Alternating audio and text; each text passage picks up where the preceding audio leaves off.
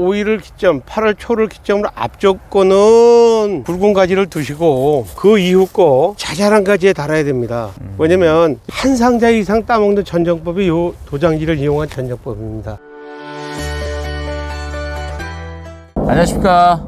작년 가을이었죠. 관리하는 거나 뭐 이런 것들에 대해서 석재인 농가님을 찾아뵙고 이제 촬영을 했었는데 지금은 시기적으로 이제 전정을 해야 될 시기예요. 30년 동안 농사를 지으면서 일단 수확량도 많이 나오게 했었고 전정에 대해서 오늘 좀 자세히 좀 알아보면 좋겠다 생각이 들어서 이제 또 이 영상을 만들었고요. 자, 먼저 인사 뭐 지난번에도 한번 하셨지만 네. 안녕하세요. 반갑습니다. 전정은 여러 가지가 있겠지만 전정을 쉽게 하는 전정법을 해드리겠습니다. 나무가 있으면요. 전정의 기본을 쉽게 설명드릴게요. 올해 전정을 하는데 가지 3개가 있습니다. 하나는 가운데 잘랐고 하나는 끝만 살짝 자르고 하나는 내비둡니다. 그러면 과연 4월, 5월, 6월 지나면서 어떤 게 제일 많이 버들까요?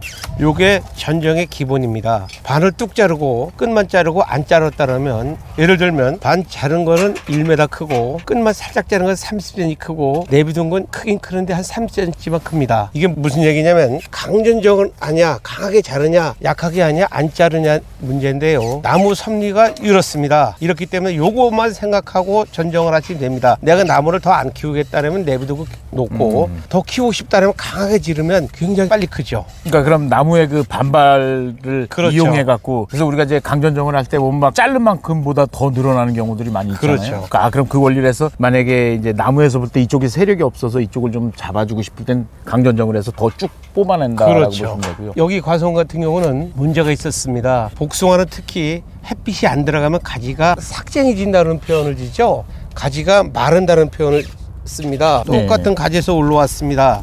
그런데 여기 가지는 말랐지 않습니까? 말랐지 딱 봐도 않습니까? 네, 말라 죽은 게 딱 말랐고 보이네요. 요거는 마르지 않았잖아요. 그렇듯이 요런 가지가 나오지 않게 하려고 전정을 하죠. 그렇기 때문에 햇빛을 많이 집어넣을 수 있는 전정을 해줘야 된다는 얘기죠. 그래야만 과일이 커지고 맛있는 과일이 나오죠. 이런 가지가 안 나올 수 있게 만들어야죠. 이런 가지는 결론적으로 잘라내서 전정을 하지만 이거는 살았지 않습니까? 이 가지는. 그렇죠. 이 가지를 이런 식에서 결과지를 받아내는 게 전정이죠. 또 한 가지는 어린 나무는 주지를 세워서 결과지를 받는 전정을 하고 이쪽 걸 보시면 나이가 많은 나무죠.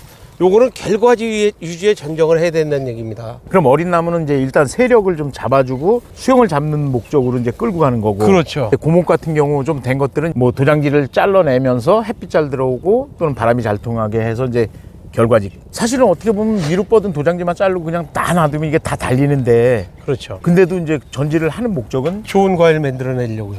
좀 크고 맛있는 당도가 높은. 그렇죠. 자, 그리고 또 한 가지는 어렸을 때 3년까지는 이 측지를 받아내지 않아야 됩니다. 왜 그러냐면 나무 형태 자체가 바뀌기 때문에 그렇습니다. 제가 전정을 한다면 그냥 이렇게 잘라서 갈 겁니다.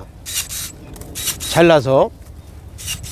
자, 꽃눈을 왜 두냐면은 여기서 나오는 결과지를 받아내려고 그러는데요. 배싹 자르는 것보다 조금 남겨놓고 한 눈 정도 남겨놓고 자르는 게 더 좋습니다. 그래서 이것도 3개의 측지가 나왔지만 이렇게 해서 한 가지 하나의 주지로 만들어내는 전정을 하죠. 한 가지를 하면서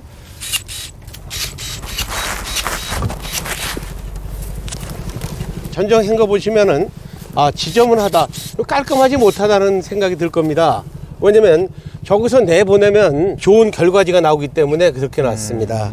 어린 나무는 측지를 받는 거는 가급적으로 3년 이상 4년 지나서 측지를 받아내시기 바랍니다. 처음부터 측지를 받아내면 어떤 일이 벌어질 거냐면 첫 번째까지 두 번째까지가 굵어지면 위로 올라가는 세력 자체가 측지를 다 빠지기 때문에 4, 5년은 주지를 잡아놓고 그 다음에 축지를 잡는 것이 어린 나무는 제일 키포인트 같습니다. 쉽게 설명을 하면 이제 어느 정도 균형, 수영, 즉 나무의 이제 세력을 쭉 잡아서 모양을 우리 이제 개심자연형이나 뭐 형태로 잡아준 상태에서 이게 그래도 어느 정도 큰 다음에 측지를 받아야지 처음부터 측지를 받으면 위로 뻗는 거나 이런 것들이 잘 안 되니까. 그렇죠. 그리고 나이 먹은 가지는 자, 여기 보시면 어떤 일이 벌어졌냐면 이렇게 죽는 가지가 생겼습니다. 이 죽는 가지가 왜 생겼냐면 하늘에서 햇볕 자체가 안 들어왔기 네. 때문에 죽었습니다. 이런 걸 방지하는 전정법을 해야 되는데요. 그러려면 안에 있는 걸 빼내야 되고, 빼내는 와중에 나이가 먹은 가지 중에 이렇게 도장지가 있습니다. 이걸 도장지라고 그럽니다.